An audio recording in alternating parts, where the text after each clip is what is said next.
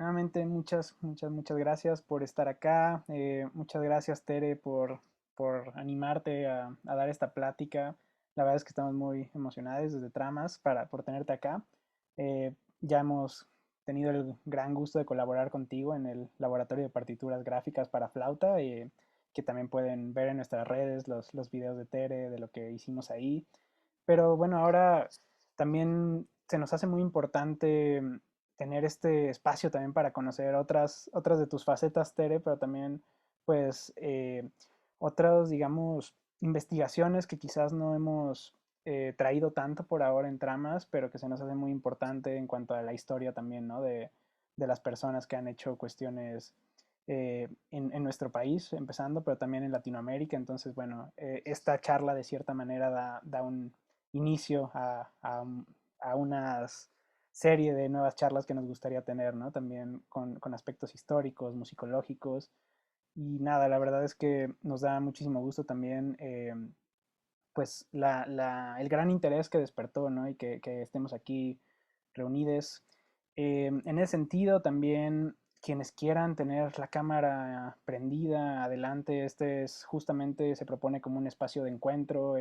Quizás no podemos estar presencial, pero también la ventaja ahorita de la virtualidad es que podemos estar desde distintos países, ¿no? Que, como es el caso.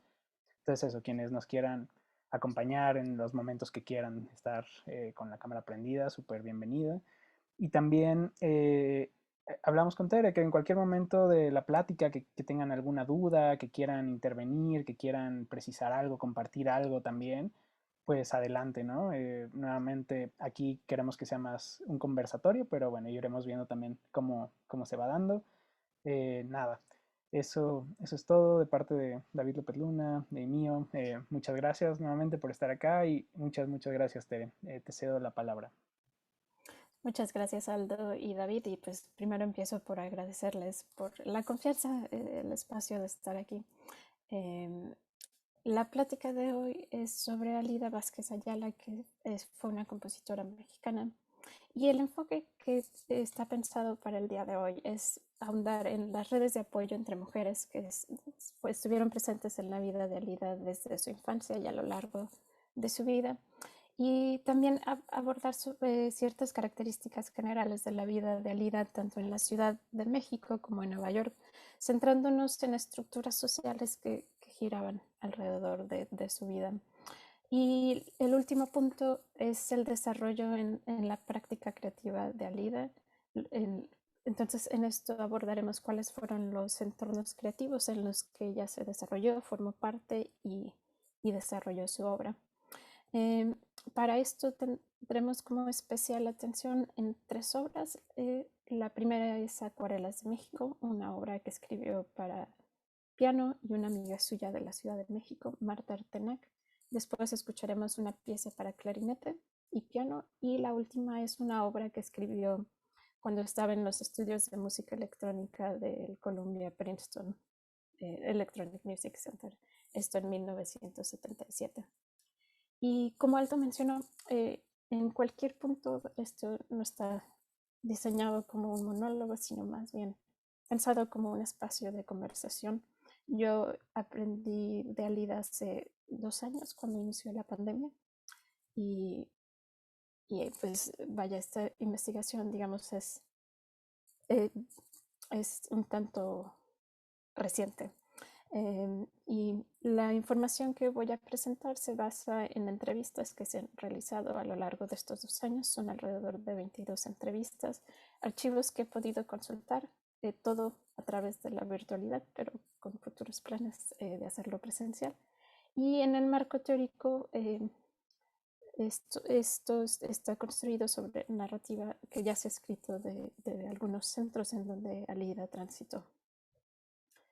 Y bueno, me gustaría empezar por presentar los primeros años de Alida.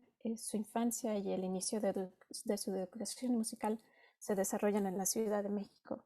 Ella nació en una familia donde eran 3 hijas. Su papá era Mateo Sergio Vázquez, que era un ingeniero, pero también era masón. Y su mamá era Rosalía Ayala, que era una cantante descrita por los miembros de la familia como alguien muy hábil.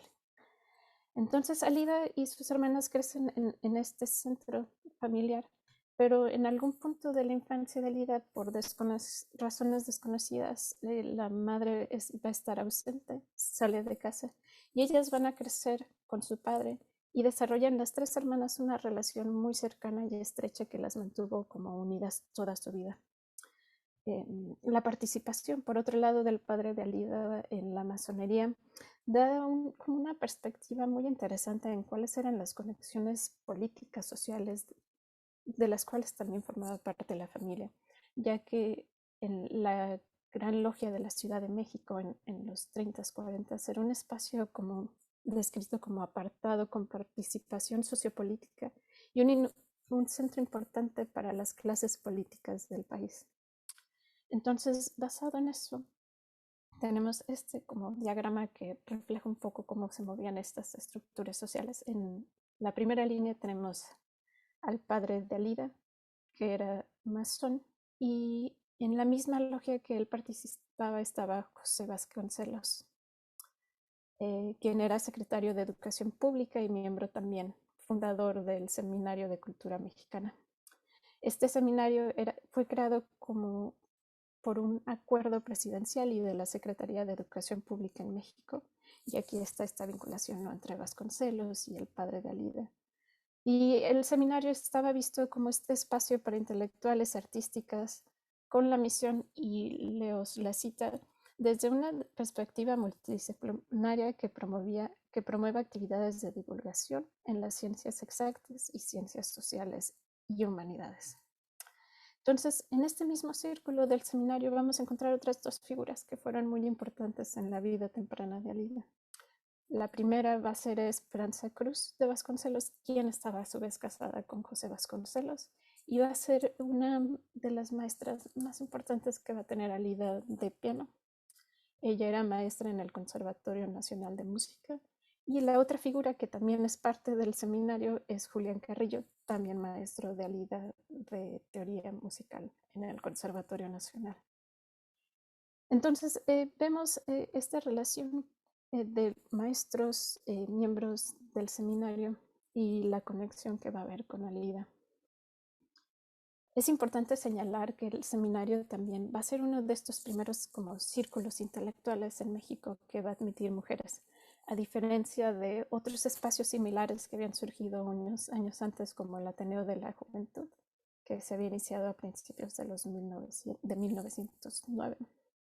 Entonces, estamos aquí en un momento sociohistórico en el que la voz de las mujeres como comienza a consolidarse en la construcción de la cultura mexicana. Y esto se va a ser presente y vital para Lida, quien estuvo alrededor de estos círculos cuando se estaban gestando. Y a su vez, Esperanza Cruz y Alida mantuvieron una relación muy estrecha por décadas. Incluso los sobrinos de Alida reconocen y recuerdan que cuando Alida regresaba a la Ciudad de México solía visitar Esperanza. Entonces, una figura también de este periodo de la cual me gustaría hacer un paréntesis y énfasis es Marta Artenac. Ella era cantante y se conocieron Alida y Marta cuando eran ambas estudiantes del Conservatorio Nacional. Y la amistad se va a mantener también por años que van a venir, y incluso una de las obras que vamos a abordar más tarde pertenece a una colaboración que se hizo entre Marta y Alida. Entonces, aquí, solo para hacer hincapié, durante los primeros años de Alida se observa la formación de redes de apoyo entre mujeres, sus hermanas Dora y Elsa, su amiga Marta Artenac y Esperanza Pulida. Ellas serán un importante pilar a lo largo de su vida. Entonces, en la siguiente sección de juventud vamos a abordar cómo se da la migración de la Ciudad de México a Nueva York para Alida. Entonces tenemos este escenario en el que Alida era una estudiante del Conservatorio Nacional de México, y en esta institución Alida conoció a Claudio Rao, quien había ido a dar una clase maestra. La historia dice que Claudio estuvo muy impresionado con los dotes pianísticos de Alida y la apadrinó y se la llevó a Nueva York en 1948, cuando Alida tenía 17 años. Esta relación va a ser muy importante porque la conexión entre Arrau y la comunidad judía va a crear puentes muy importantes para Lida. Y entre ellos estaba la amistad de Claudia Arrau con la pianista y como experta en música contemporánea Gret Sultan.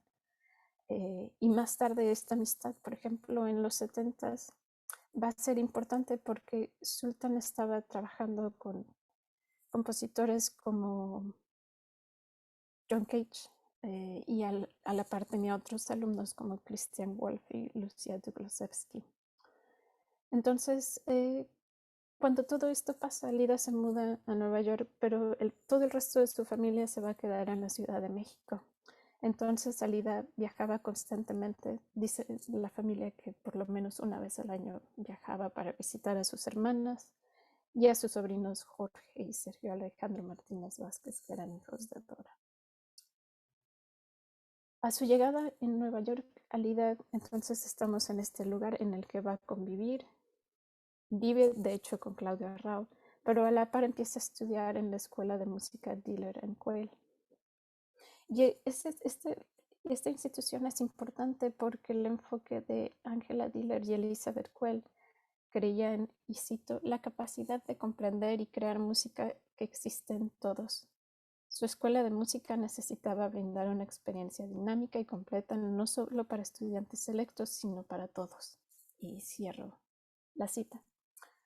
Alida va a ser como altamente influida por esta visión y incluso toma esta metodología de enseñanza cuando trabaja en otras instituciones.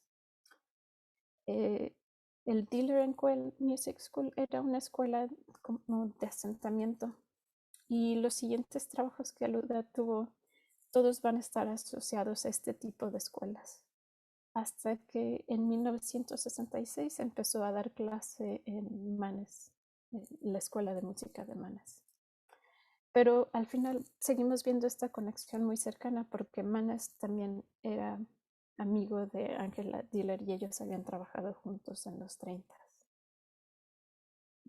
La llegada de Alida a Manes va a ser muy importante porque va a dar cierta estabilidad económica que Alida no había tenido décadas antes.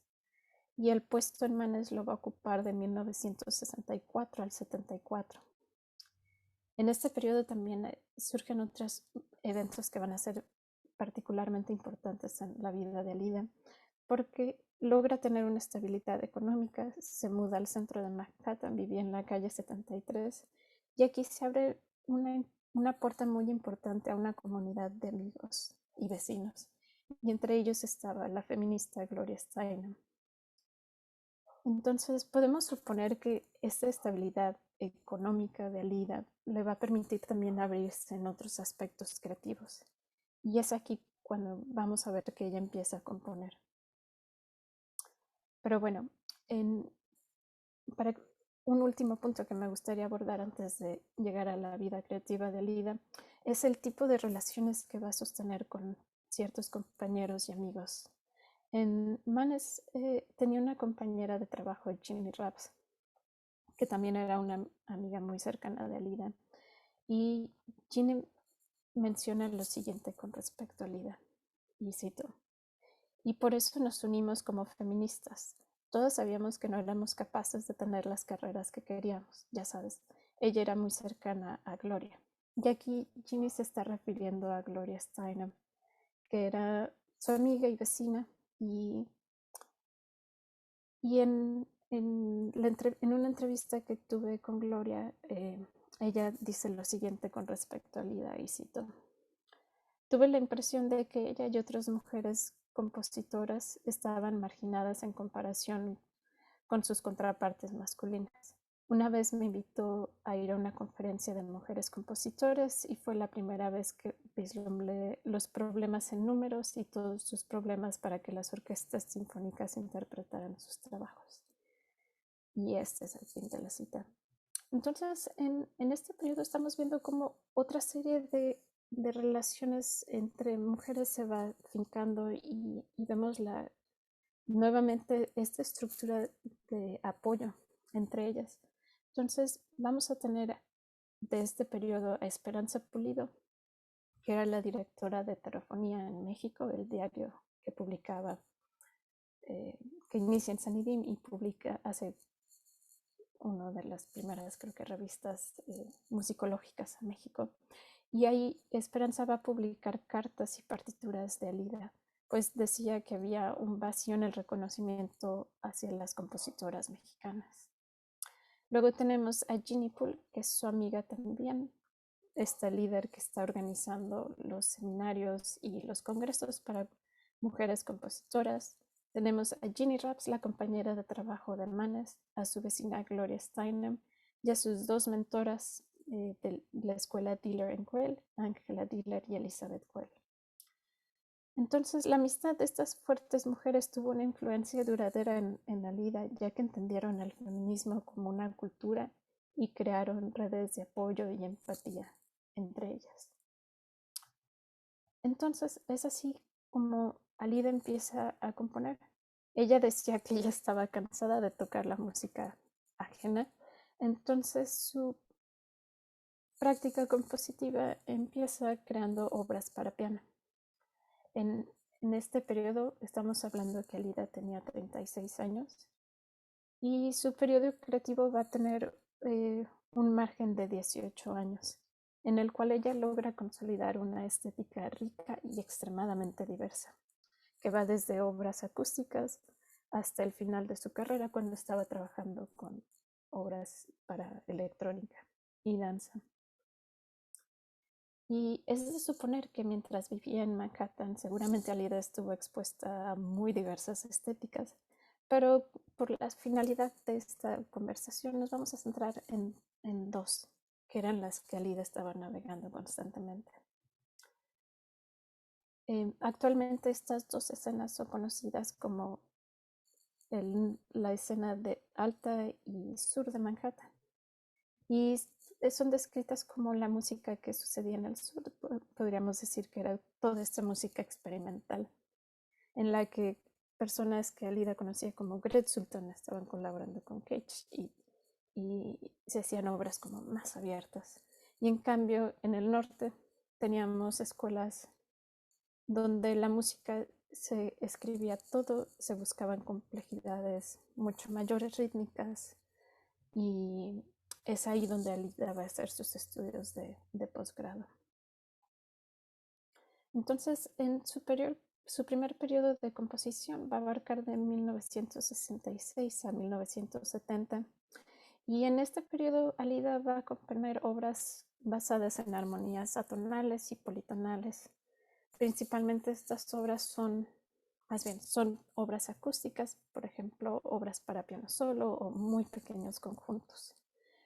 En este periodo vamos a encontrar que su música contenía un liricismo que de hecho estuvo presente a lo largo de toda su carrera compositiva y que probablemente se remonta a estos recuerdos que vienen desde la influencia que tuvo su madre cantante, y que Alida, incluso a pesar de ser pianista, seguía cantando, se acompañaba a sí misma en la guitarra e incluso llegó a dirigir coros en iglesias en Nueva York.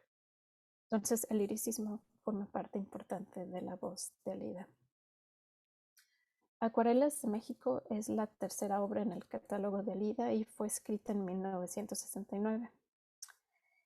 Esta es una de las dos obras vocales que vamos a tener en el catálogo de Alida, y algo interesante es que en todas las obras vocales siempre hay dibujos que acompañan la música. En Acuarelas de México, cada movimiento contiene un dibujo de su amiga Marta Artenac, la amiga de la época del Conservatorio Nacional. Y Marta venía de una familia ay, se me fue la palabra, de dibujantes. De hecho, su papá, el papá de Marta, fue uno de los primeros dibujantes de caricaturas en periódicos. Y aquí tenemos uno de los ejemplos. Se llamaba Juan Artenac.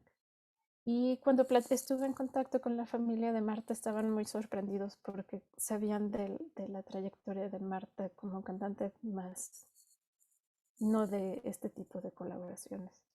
Entonces, para esta canción, Alida escribió el texto y y la música, y Marta hizo los dibujos. Y podríamos suponer que Marta también se encargaba de cantar las líneas vocales. Esta obra también Esperanza Pulido la va a publicar en Heterofonía. Salió en el número 9 de 1969. Y esto probablemente fue porque Esperanza el mismo año visitó Nueva York. Entonces probablemente ahí hubo un encuentro e intercambio de la partitura.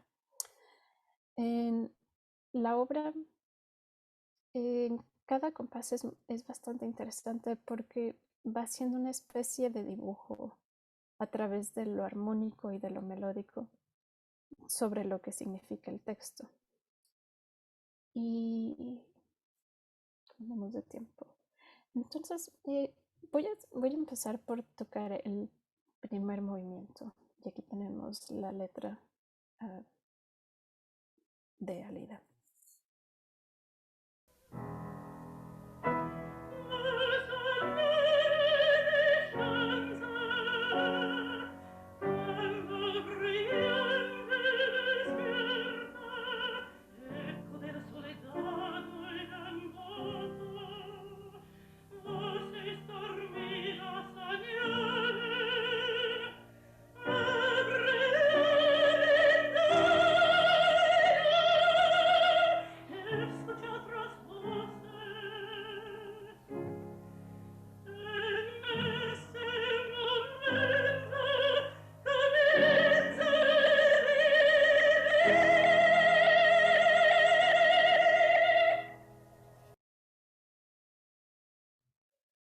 La grabación que estamos escuchando data de 1970 y es el estreno que se hizo en Nueva York en enero.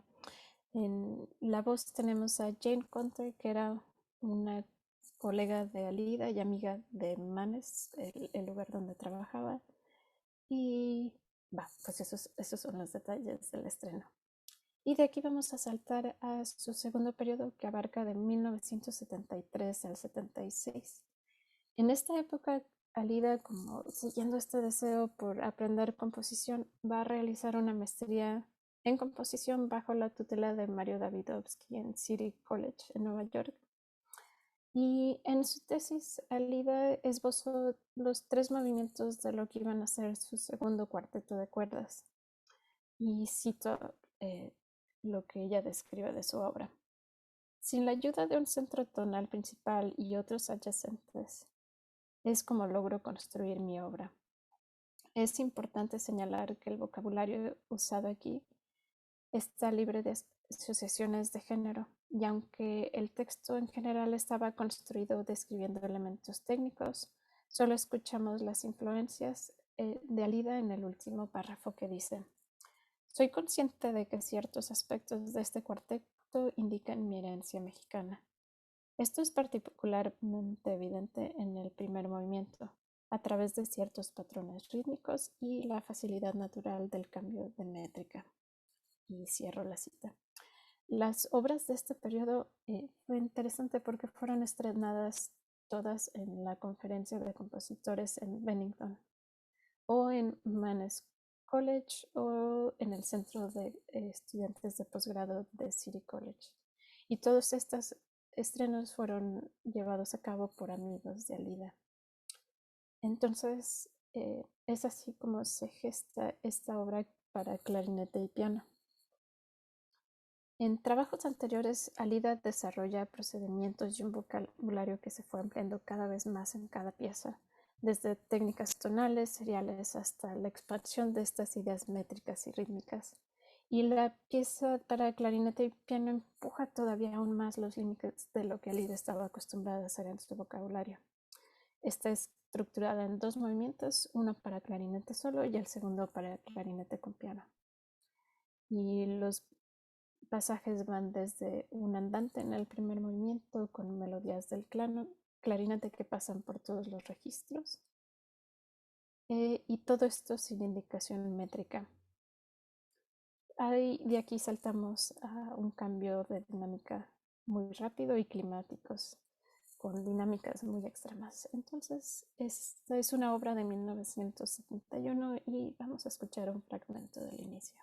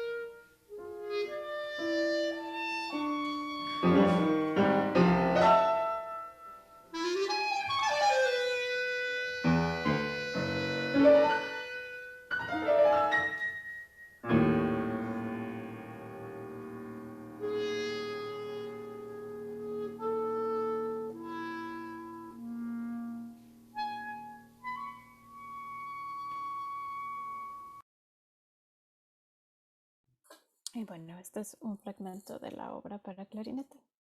Y de aquí vamos al último periodo de composición, que llamamos el tercer periodo. Y este periodo comprende los años en los que Leida estuvo estudiando su doctorado en Columbia, que es de 1977 a 1984. En este periodo va a continuar escribiendo una variedad de obras, tanto para solistas como conjuntos de cámara, e incluso su tesis de doctorado era una pieza para orquesta con cinta magnética. En este periodo, Alida inicia, pues, como mencioné, sus estudios de doctorado, y cuando estaba en la Universidad de Columbia va a tener acceso al Centro de Música Electrónica de Columbia Princeton. En, en una de las cosas que estaba como muy en boga en Nueva York en esta época era como digamos, un gran boom de danza, de la danza contemporánea. Entonces, músicos de esta época que trabajaban en los estudios han descrito que el usar música electrónica les daba cierta facilidad de, como de presupuesto, ¿no? Porque no tenían que contratar músicos, tenían ya la música hecha. Entonces era un tanto común que acudieran a los estudios en busca de estas colaboraciones. Y Alida fue parte de estos vínculos. y ella estuvo trabajando muy de cerca con Claudia Gittelman y su compañía de danza. E incluso llegaron a presentar en la Ciudad de México obras que habían hecho en conjunto. De los mentores que tuvo Alida en Colombia, va a tener a maestros como Mario Davidovsky, Chu Chung, Vladimir Ochevsky y Jack Bison. Y de los técnicos con los que aprendió el uso de los estudios van a ser Prill Smiley y Carlos Rausch, que era un amigo suyo que venía también de Latinoamérica. Entonces, solo como para darnos una idea, pues este pequeño video de Wendy Carlos en el que nos va a mostrar el uso de un sintetizador que era similar al equipo que llegó a utilizar Alida cuando estaba en Colombia. Let me try and show you how we get some of these sounds. First of all, none of them exist as a particular sound as they would on an electronic organ. There's no magic button marked trumpet or violin or drums. You have to build every sound. And to start to build these sounds, you have to start with something pretty simple. And here are the simple things we start with. There are 5 of them. The simplest one of all is something that any lab technician must have seen at one time or another. It's called a sine wave. It's very smooth, very flute-like. A little bit more complicated wave is called sawtooth, and it's called sawtooth because on an oscilloscope screen it looks just like a sawtooth. And this one is a little richer, a little reedier, and it resembles a lot of sounds found on home electronic organs. Something in between those last two, and a very useful sound indeed, is something called triangular, and it's kind of a pointed sine wave.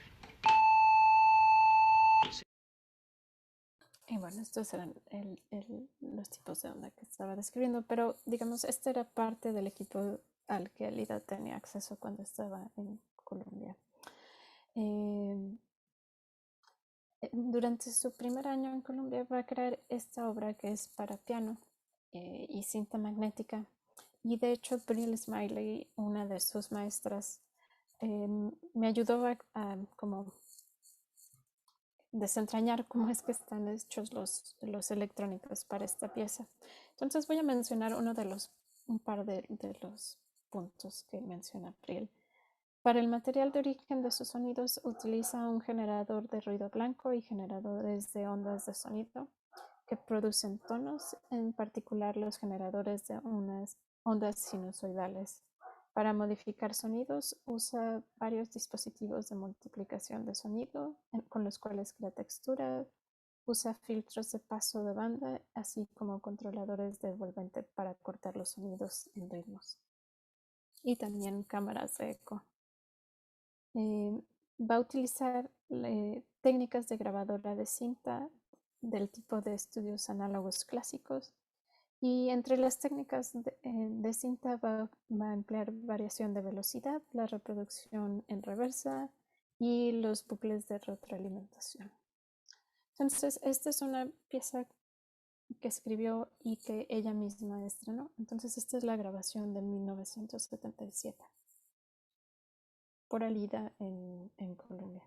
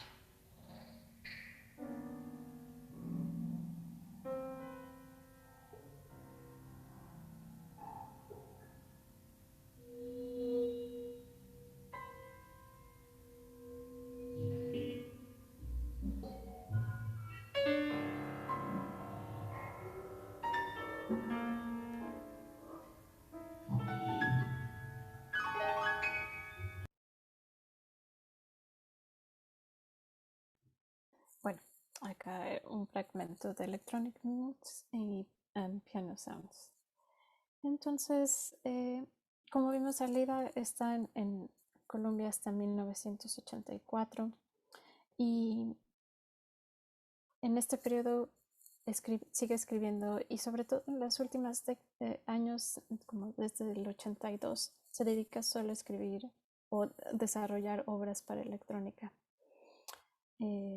A lo largo de su vida es interesante porque ella siempre va a tratar de hacer algún tipo de referencia a su identidad mexicana. Ginny Poole, que era su amiga y muy cercana desde los 70, la describió como una mujer mexicoamericana. Siempre mantuvo Alida su acento y su vestimenta tendía a estar ornamentada, ya fuera por pulseras o algún tipo de bordado o algo que hiciera evidente esta relación con su identidad mexicana. Y la música hace lo suyo también. Alida lo describe en su tesis de maestría, que busca conectarse con su identidad mexicana a través de los ritmos. Pero un proceso que va a ser interesante de observar es que cuando llega a los estudios de música electrónica y a la institución misma Colombia, existía como cierta expectativa de lo que los compositores tenían que escribir, bajo qué estética. Y Alida como que da cierto giro tratando de encuadrar, pero a su vez se mantiene fiel a lo que era su voz. Y esto le va a generar ciertos conflictos porque en el momento en el que tenía que terminar toda su carga académica y cuando tuvo que presentar su tesis, genera 5 versiones. Actualmente tenemos 5 versiones diferentes de lo que era su obra orquestal con cinta, que era la tesis de doctorado, pero ninguna la aceptaban porque decían que era muy melódica. Entonces es un fenómeno interesante de observar, pero también nos hace reflexionar en cómo Alida se trató de mantener fiel a lo que era a la importancia que tenía para ella el liricismo en la música y trató de ajustarse como a la estética que se esperaba de ella, pero siendo fiel a lo que ella quería hacer en su música. Entonces, al final, aún no tenemos información clara de qué es lo que pasa, pero no logra obtener su título de doctorado. Pero lo que es interesante observar también es que a partir de 1984 vemos como un empuje muy fuerte de Alida hacia los movimientos feministas que apoyaban los espacios de mujeres compositoras. Y ese año organiza junto con Ginny Poole un evento en la Ciudad de México, en Bellas Artes, donde se da espacio para mujeres compositoras y vienen artistas tanto de Estados Unidos como de México. Y es aquí donde vamos a ver cómo Alida va a realmente involucrarse en toda la organización del evento, desde moderar paneles, dirigir sus obras, traducir, presentar obra para electrónica, ayudar con todo el trabajo administrativo, tradujo reseñas de periódicos. Y es aquí donde la vemos sumamente floreciendo. Y esto es una reseña de 1984 donde dice: la música no tiene ni pantalones ni enaguas. Poole en el Congreso Internacional de la Mujer. Y aquí vemos a un lado de Ginny Poole tenemos a Alida Vázquez. Y en esta reseña Alida dice lo siguiente, y cito: es de gran importancia que las mujeres participen en el campo de la música, pero lamentablemente hay muy pocas oportunidades para ellas. Sin embargo, luchamos por obtener una posición destacada en esta rama de las bellas artes.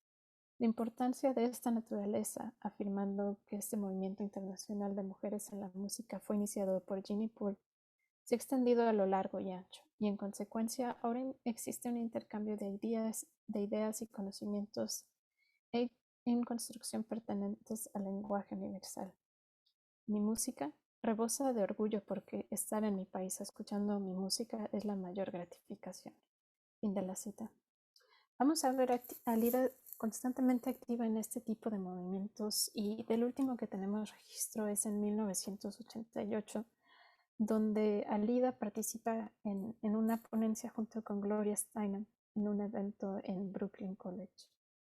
Después de esto le perdí la pista porque tenemos un evento que al final de su vida todos sus documentos fueron tirados a la basura porque las personas alrededor de ella no eran conscientes de la importancia que podía tener documentar, pues, o guardar, ¿no? sus papeles.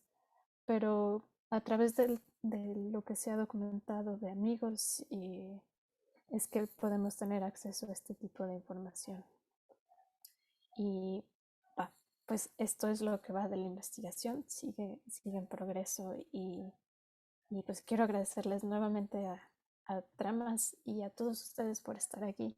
Y este es un espacio también igual abierto a sugerencias, comentarios, para continuar documentando la vida de personas como Lida.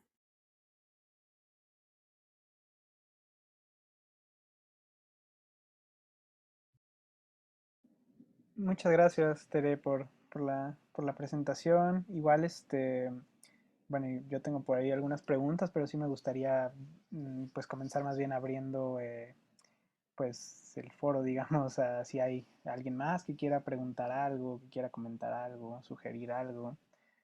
Em, sí, eso. Y no sé, también de pronto me quedo con duda, Tere, de si por ahí habrá algo más que podamos escuchar de Alida, entre ejemplos de audio, o no sé. Me quedaba duda también en esta última de electrónica, por ejemplo, cuánto duraba en total y este fragmento, como cuánto fue de la pieza, y de pronto por ahí qué más piezas tiene, ¿no? Sí, debí de haber puesto el catálogo, ¿verdad? Esa es una buenísima idea. Pero mira, no sé si se alcanza a ver por acá. Ahora lo hago más grande. Sí, una parte. Ah, sí, ahí se ve mucho mejor. Sí, entonces este es su catálogo de obras. Está coloreado según los 3 periodos, bueno, que utilicé solamente como para describir momentos estéticos y sociales, un tanto tratar de agruparlos. Y hasta ahorita esto es lo que tengo documentado de obras. He leído de otras, pero no tengo partitura. Por ejemplo, en alguna heterofonía leí de esta pieza para 2 guitarras y electrónica, pero no hay pista de qué habrá pasado con la partitura. Y la obra de Lida ya está digitalizada. Les puedo, no sé si habrá forma en la que puedan mandar, tengo que meterme y buscar, pero hay un archivo en California donde tienen cassettes como el que teníamos por acá. De hecho, esta es una imagen del cassette. Y ahí puedes pedir acceso y te dan acceso a las grabaciones de la obra de Lida. Y de hecho, todo esto que estamos escuchando es de estos archivos.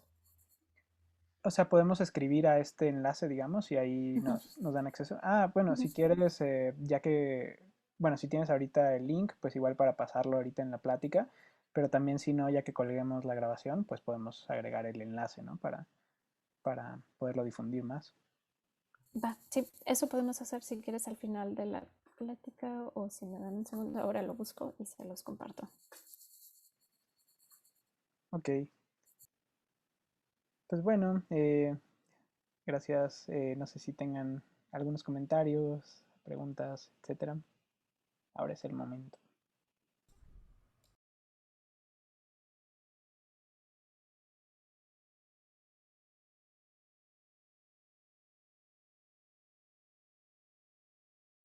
Yo tengo una pregunta, no sé si era por levantar la mano. Hola Tere, gracias por tu plática, me dio mucho gusto verla ya completa, o bueno, en lo que va, ¿no?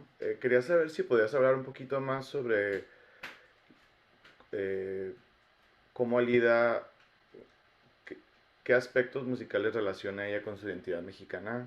Sé que mencionaste ritmo, pero quizás a lo mejor existe una cita más concreta o si existe una influencia particular de composición en México o a lo mejor alguna comunicación con algún otra persona que componga para cimentar esa idea como. Y la segunda parte de la pregunta sería si existe algún registro de que si tuvo alguna dificultad con navegar algunas de las barreras del lenguaje estando en Nueva York, especialmente con cosas técnicas como los sintetizadores, etcétera.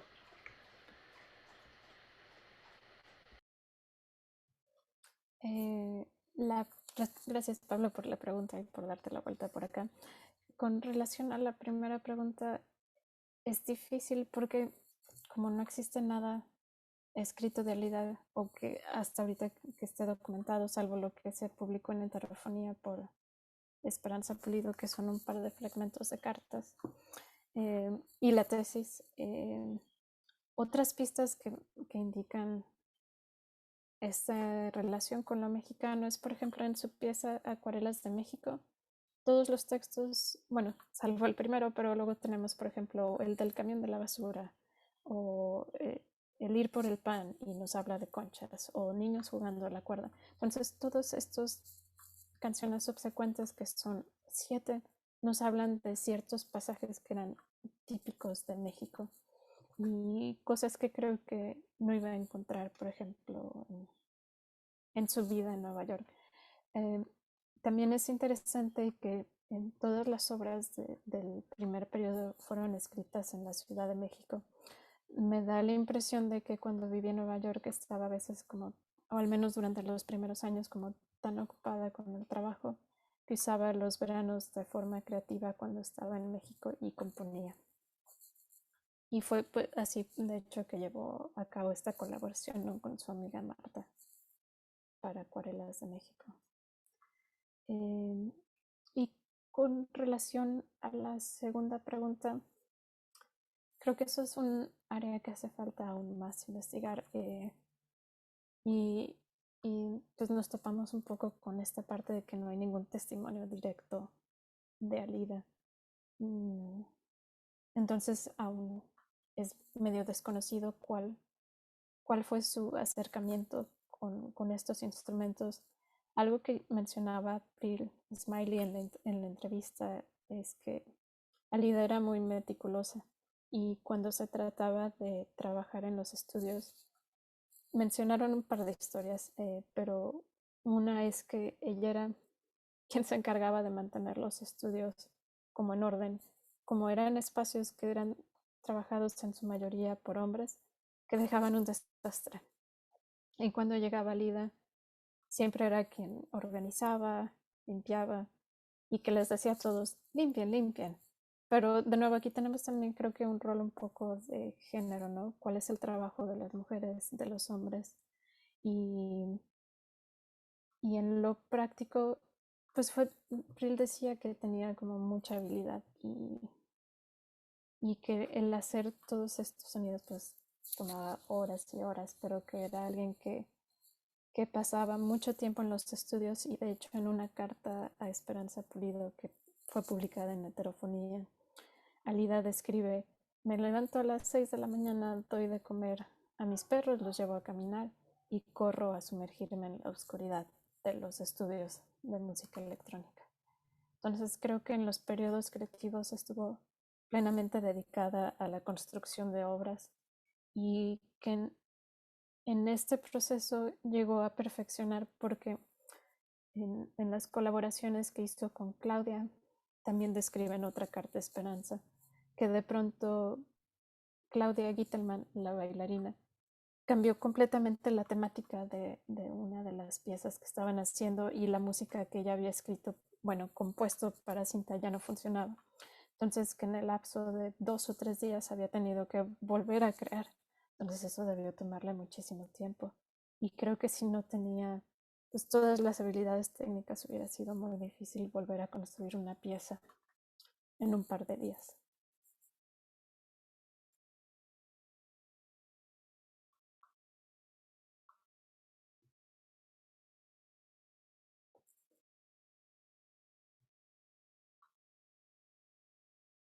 Vas, Jorge, igual cuando quieran abrir el micrófono y eso. Súper.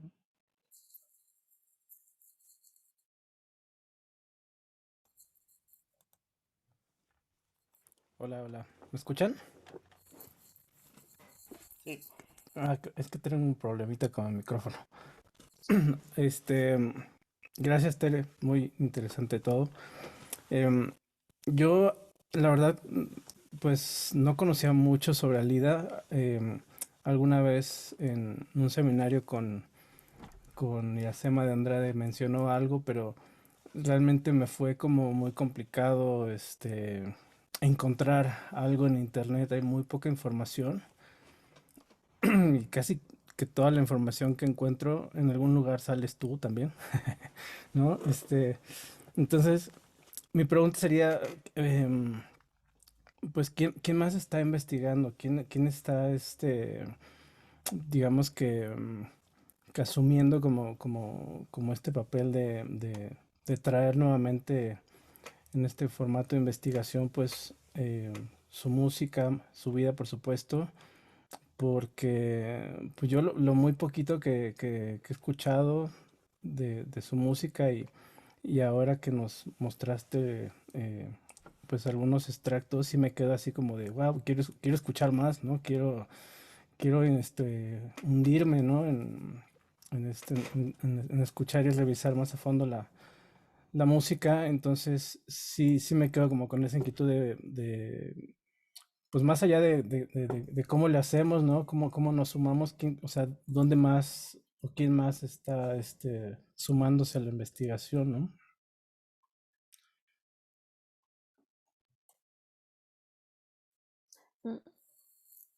Mm, La verdad, no sé si hay alguien más trabajando en, en esto. Quien hizo mucho en su época fue Esperanza Pulido, pero fuera de eso me topé con las mismas situaciones que tú describes. Creo que es difícil encontrar información de ella. En Grove, en la enciclopedia, tienen una entrada con algo de información que hizo Steven, estoy olvidando el Stevenson, un musicólogo, pero no sé de nadie más. Pero pues sería genial, ¿no? Creo que se toque su música. Las partituras de su obra están en la universidad en CUNY, en Nueva York. De ahí obtuve algunas y otras las obtuve por algunos alumnos. Por ejemplo, su primera obra para piano se la dio a sus alumnos de piano, entonces cuando hice entrevistas ellos me la compartieron. Y en la universidad, por ejemplo, en CUNY tienen las 5 versiones diferentes de la obra orquestal, de lo que trataba de ser su tesis. Pero también hay algunas obras que están perdidas. Y no tenemos registro, esto ya estuve en contacto en Colombia, no hay registro salvo los cassettes que tienen en el archivo en California, no hay registro de las cintas.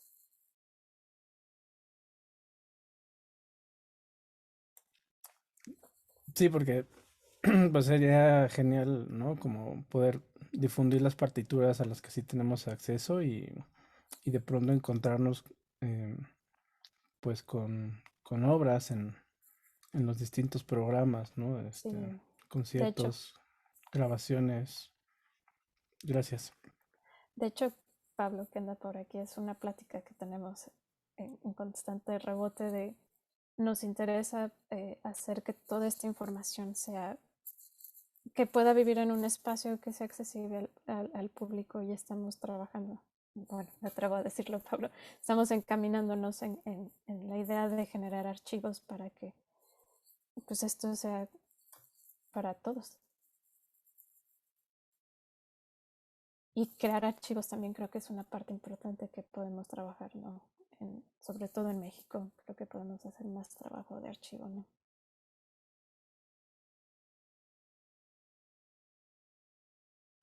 Por acá en el chat, disculpa la interrupción, pregunta Ana María Romano si tienes pistas de dónde encontrar las cintas. De las cintas originales, no. he platicado con Ginny Poole, que era su amiga con la que organizó los congresos, y ella tiene copia, pero en cassette y son similares a las que hay en los archivos. Pero no tengo hasta ahorita pista de dónde pudieran, si es que existen, por el problema que se tiró todo al final de su vida. Y las partituras, de hecho, sí se publicaron cuando Lida estaba bastante activa en los 70s y en los 80s ganó varios premios en Nueva York. Y eso le dio el financiamiento para poder publicar partituras. Y hay 2 publicadas, de hecho, las pueden comprar en línea. Es con, lo voy a poner el nombre en el chat.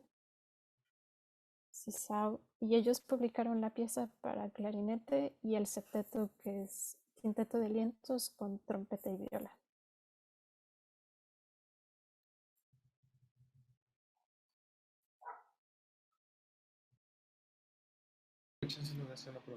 Tengo una pregunta y también quiero felicitarte por tu investigación, la verdad está bien interesante, está súper chida.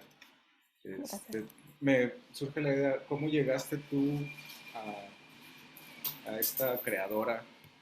¿Cómo, ¿Qué fue lo que te acercó a su trabajo? ¿Cómo la conociste? Y cómo, así como ella debe haber más, ¿no? Supongo. Yo creo que sí. Debe haber pistas, indicios de otras morras haciendo otras cosas. Y esa es una. Y la otra, ¿alguna pieza de danza contemporánea más conocida o colaboración con algún bailarín famoso o famosa? Eso también me gustaría así como saber si por ahí hay algún dato de eso. Sí, creo que todo lo que hizo con danza, hasta donde sé, lo hizo con Claudia Gittelman en Nueva York. Y pues lo llevaron a Bellas Artes en México en el 84. ¿Cuál era la otra pregunta? Perdón. ¿Era esa de alguna pieza de danza contemporánea conocida o algún bailarín? Sí, de hecho tiene varias piezas para Ah, danza perdón. nada más. Sí, Eh, no, la otra pregunta era tú, ¿cómo fue tu indicio? ¿Cómo diste con esta cierto, cierto. creadora? Sí, sí, sí. Fue al inicio de la pandemia, literalmente cuando estábamos todos encerrados al inicio en nuestras casas. Tenía que hacer mi recital, mi segundo recital del doctorado y estaba buscando obras para flauta de compositoras mexicanas y al estar haciendo la investigación encontré el capítulo de Esperanza Pulido sobre compositoras mexicanas de 1980 y mencionaba a Lida Vázquez. Me dio mucha curiosidad porque nunca había escuchado de ella ni sabía que había una compositora mexicana haciendo música electrónica en los 70s. Entonces de ahí la curiosidad de aprender quién era ella y por qué no sabíamos de su vida, qué había pasado, que se había perdido en la historia. Muchas gracias. A ti.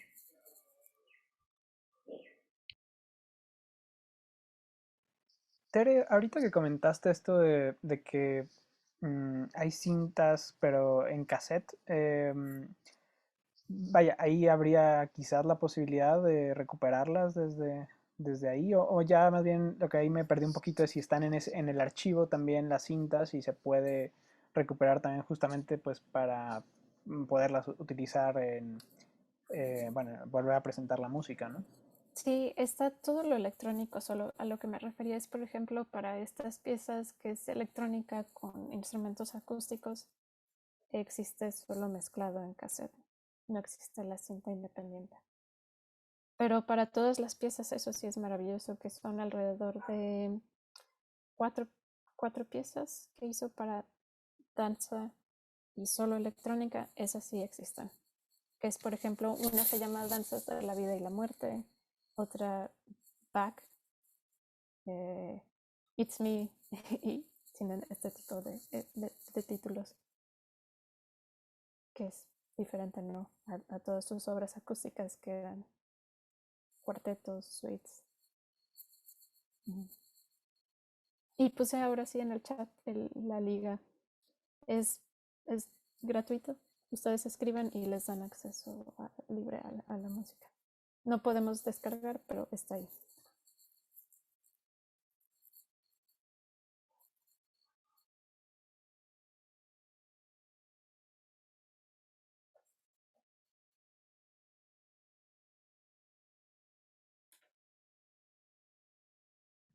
Buenísimo. Bueno, igual y en lo que si van animando a hacer más preguntas y demás, yo por ahí tenía varias, pues dudas que creo que se fueron también algunas cuestiones, digamos, resolviendo hasta cierto punto en la presentación, entonces también en ese sentido no quise interrumpir, pero como que veo como esta parte de su trabajo también muy colaborativo, ¿no? Que tenía, digamos, ya sea con Marta, en esta cuestión de los dibujos, que por ejemplo ahí me preguntaba si había información sobre si había algo que hubiera surgido primero, ¿no? Digamos, el dibujo o la partitura y cómo fue, digamos, esa interacción. Y también, de pronto, pues entiendo también por la presentación que ella tocaba mucho de su música, ¿no? Acompañando en el piano. Y creo que eso también la pone en otro lugar desde el cual eh, interactúa con su música, ¿no? Y con otras personas, porque no es lo mismo, ¿no? Si fuera a escribir y que alguien más la toque, que también por ahí tenía esa duda de que tanto más se ha tocado por otras personas. Eh, pero sí, sobre todo eso, sí hay por ahí algunas cuestiones que se sepan de cómo era para ella esta parte de colaborar, ¿no? Y de interpretar su propia música. Y bueno, ahí lo del dibujo, sí se sabe algo. No, lo único que sé es por la entrevista con Naomi Legeman, que fue su alumna de piano, y ella fue la que me contó que Alida empezó a hacer música porque estaba cansada de tocar la música de otros compositores. Entonces creo que por ese lado, por eso no tenemos en todas las primeras obras el piano tan presente en todos estos procesos de exploración. Eh, pero más allá de eso no hay nada documentado o hasta ahorita que yo haya encontrado. Digo, espero surja la información porque sería muy interesante conocer este rol de intérprete, compositor activo en los 70, ¿no? Claro, sí, sí, la verdad es que también eso es bien interesante. Y creo que justo algo que de pronto también en la presentación me preguntaba era, siento que sí hubo un cambio interesante o bueno, importante, digamos, en esta pieza que nos presentaste con electrónica, ¿no? Y que sigue el piano, siguen ciertas cuestiones por ahí de melodías, pero también hay una cuestión como bien tímbrica, gestual, textural, como que ya ahí entrando. Eh, y nada, se me hace como bien interesante también esta como contraparte de qué tanto de eso, mm, pues fue, digo, en parte por estar explorando otras cosas, pero qué tanto no le gustaban ciertas cosas de lo que hacía, ¿no? Por lo que se tenía que hacer, digamos, ¿no? Más como tarea, quizás. De pronto, no sé, acá hemos hablado con varias personas de cómo hay muchos, digamos, choques a veces en algunos estudios, por cuando quieres hacer igual y cosas más bien más abiertas, ¿no? O que quieres hacer cuestiones de exploración de timbre o de obras abiertas, modulares, etcétera, que pueda haber choques, pero acá se me hizo interesante esta otra parte de discriminación por la melodía, ¿no? Y por esa cuestión eh, pues sí, ¿no? Que de cierta manera se sigan replicando, se sigan habiendo escuelas que no aceptan otras cuestiones, ¿no? Y cómo eso pues influye también en su hacer, ¿no? Y no sé, yo ya igual me hago historias, ¿no? De esto de volver a la oscuridad del estudio, ¿no? Y como que tanto de repente algo de eso pudo pesar, ¿no? Mm, Más bien acá era compartir eso por si resuena algo. De estas 5 versiones de su obra orquestal, me imagino que no se ha tocado en vivo. O sí, la obra orquestal con electrónica, Sí, ¿sí? de hecho la grabó. Ah, ok, Eh, ok. hay grabación de ella. Porque para poderlo hacer, para este esfuerzo de presentar su tesis, buscó becas y de hecho ganó una beca que le permitió juntar los fondos porque tenía que contratar a todos los músicos y Claro. pues se grabó. También en Nueva York. Ujú, Ok. en los 70s. Pero sí, creo que tuve la oportunidad de presentar una versión de esta plática hace unos meses y, y entre las personas que compartieron su experiencia en entrevistas posteriores, platiqué con 2 alumnos que estuvieron en Colombia en los estudios de música electrónica a finales de los 70s y principios de los 80s, y los 2 mencionaron, quizás no era el caso para todos, pero estas 2 personas, Kitty Brazelton y Carlos Rausch, que también fue maestro de Alida, que de alguna forma tuvieron ciertos choques. Por ejemplo, cuando Kitty llegó a Colombia, ella decía que venía de una banda punk, entonces se le hacía común, y en su obra escribía corchas. Entonces, una de las críticas a su obra fue que porque hacía corchas, que tenía que escribir ritmos más complejos. Y Carlos Rausch mencionó que él tuvo una situación muy similar a la de Alida en el momento de presentar su tesis, pero que él le interesaba mucho tener el título, entonces hizo las adecuaciones que le pidieron para poder obtener el grado, y que después pues ya regresó la obra a como él la quería. Pero sí, creo que sí había una estética esperada de lo que se tenía que hacer.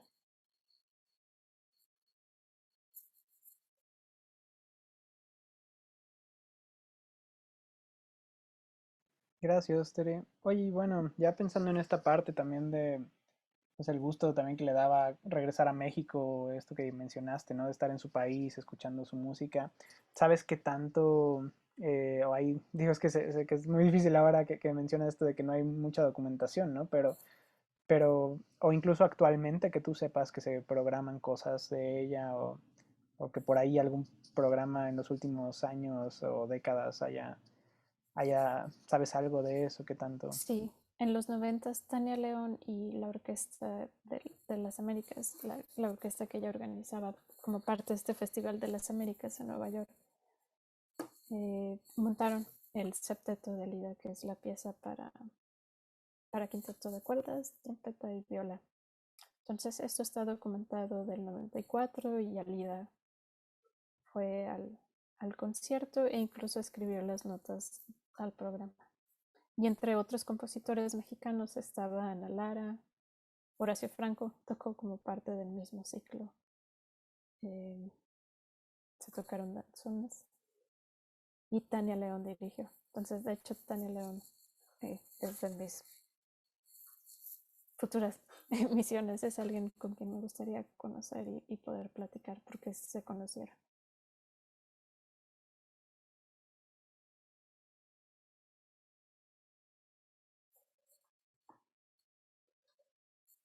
Sí, Marcela.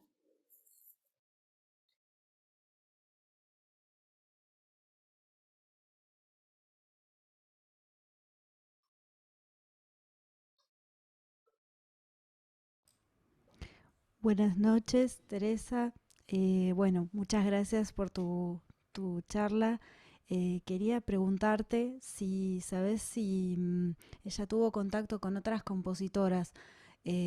Como también soy parte de la red CLA y estamos investigando las compositoras de varios países de la red que trabajan con electrónica y que, bueno, rastreando un poco su producción. Si sabes si tenía algún tipo de vinculación o estaba al tanto de las cosas que hacían también las colegas de otros países de América Latina.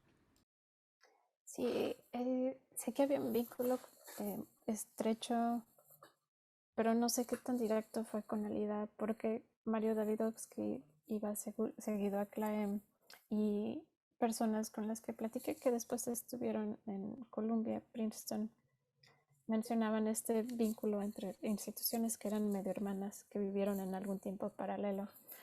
Sé de hombres que transitaron, pero hasta ahora no sé de mujeres que hayan transitado estas 2 instituciones, digamos, como hermanas, y que se hayan conocido. Me da mucha curiosidad de pronto pensar si conoció, pero no tengo registro aún. Y no sé qué tan consciente o qué tan al tanto estaba de las otras obras que se estaban desarrollando del otro lado del continente. Sí, ese es un enigma, incluso con sus contemporáneas, por ejemplo, de Alicia Urreta. estuvieron escribiendo o haciendo música electrónica más o menos en los mismos periodos, pero no sé si se llegaron a cruzar, porque en el Congreso no estuvo Alicia, en el que organizaron en la Ciudad de México. Y en su mayoría la obra que se presentó electrónica era de compositores de Estados Unidos. Pero sí, es un punto que me pregunto constantemente y en cuestiones incluso de feminismo también. El feminismo del que platicamos hoy era más bien feminismo dirigido por mujeres blancas, pero no sé qué tan al tanto estaba ella de los otros movimientos o qué tan involucrada con feminismos latinos o de personas de color. Bueno, ahora estamos tratando de reconstruir un poco algunas de esas redes y lo que con algunas compañeras estamos viendo es que hay muchas compositoras en el mismo tiempo haciendo cosas, pero sin tener la conciencia de eso, ¿no? Entonces un poco el trabajo de Isla Dianda, de Jacqueline Nova, bueno, un montón de compositoras que en los 60, en los 70 ya estaban totalmente involucradas con este tipo de composición.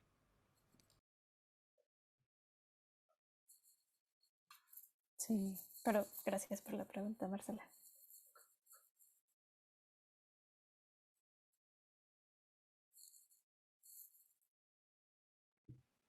Bueno, no sé si igual haya más intervenciones, quieran preguntar algo más. Igual acá es el momento. Tere, ¿nos puedes contar un poquito de lo que escribiste para Radical Sounds y cómo podríamos conocerlo? Porque es sobre Alida, ¿cierto? Sí, ese texto derivó de la ponencia de Columbia y está enfocado principalmente en ese periodo cuando Alida estuvo en el Columbia Princeton Electronic Music Center y las figuras con las que transitó eh, y habla un poco pues de su época en México y su transición a Nueva York. El texto está, creo que ya está el PDF disponible, si no, les paso mi correo por acá y con gusto se los comparto.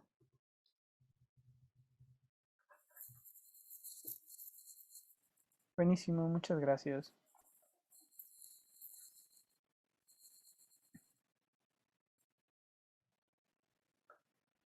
Bueno, igual si ahorita no hay más intervenciones, no sé, yo me quedo con un poco de ganas también de escuchar un poco más de música, de alguna de sus piezas, no sé si sea posible o,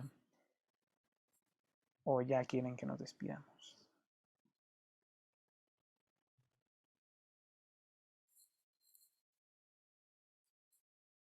¿Qué les parece si comparto la pieza de Crepúsculo, que fue una de las obras de esta época de exploración? Está hecha para piano y encontramos series, es una obra serial, entonces hay el original, luego retrógrado y es para piano solo.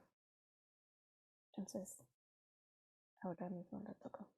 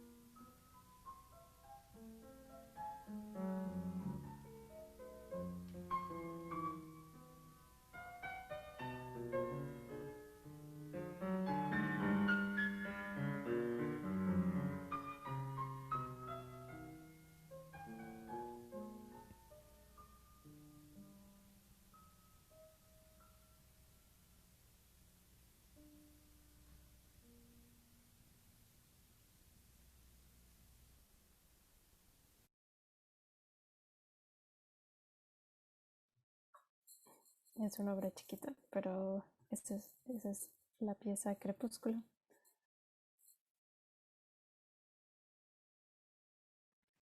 Súper, muchísimas gracias, Tere.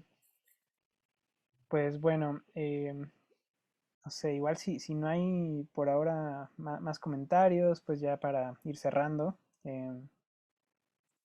¿alguna otra cosa?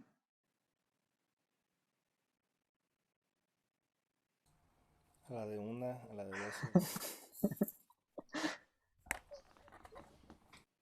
Súper, bueno. Nada, pues en verdad muchas gracias, Tere, también por compartirnos todo esto. Es bien interesante, también creo que bien importante, ¿no? Seguir resonándolo, seguir investigando. De pronto me quedo pensando, bueno, pues no sé, ¿no? Por acá igual conozco gente que hace también cuestiones musicológicas centradas en figuras mexicanas y que de pronto quizás pudiera ser bueno hablar con las personas. La verdad es que ahorita a la mente me viene en específico Roberto Kolb, que ha hecho varias cuestiones sobre Silvestre Revueltas, pero que siento que tiene una gran trayectoria en el sentido de que puede tener quizás por ahí ciertas sugerencias, ¿no? O ciertas, pues sí, sobre todo recomendaciones, ¿no? Y bueno, siento que eso, ¿no? De pronto si hay muchas personas también haciendo esto, obviamente, pues todo lo que hace Mavi, ¿no? Desde la Mavi Muñoz, desde la FAM y lo que están organizando es bien importante. Y nada, en verdad, pues súper interesante, súper padre también escucharte desde otro lado en tus investigaciones, Tere. Y muchas gracias a quienes nos pudieron acompañar hoy. En verdad agradecemos mucho que estén acá, que también se preste para el espacio de encuentro, de diálogo. Igual haciéndoles invitaciones, en 3 semanas, el jueves 7 de julio, vamos a tener una plática con Ana Mora. Va a ser sobre feminopraxis ruidistas en nuestra América. Ya por ahí estaremos compartiendo la información. Pues con mucho gusto nos gustaría verles por acá. Gracias a quienes ya han venido varias veces y pues quienes quieran, pues acá está siempre el espacio. Em, ya, bueno, y otra cosa, el martes vamos a comenzar un taller con Mara Alzamora de Panamá, es de escucha profunda, un taller de escucha profunda, va a ser en 2 sesiones. Igual, ¿no? Quienes estén interesados, pues ahí están en nuestras redes, en Tramas, en Facebook o en Instagram, ahí están los carteles, los formularios y pues estaría súper, ¿no? Seguir conviviendo. Muchas gracias, Tere. No sé si quieras comentar algo más. David también, si quisieras decir algo. No, nada más agradecerte, Tere. Sí, la verdad es que está súper interesante y se queda uno con ganas de conocer, ¿no? De conocer más. Creo que este es un claro caso de, sí, valga la redundancia, de esos casos que han sido invisibilizados en la historia de la música y que pues, está súper chido que lo pongas ahí. Y nada, ¿no? Más bien si tú quieres por ahí anunciar algo, Tere, yo por de mi parte nada más cerrando, darte las gracias y darles las gracias a todos quienes andan por acá. Veo gente conocida y se me hace bien chido que estén acá.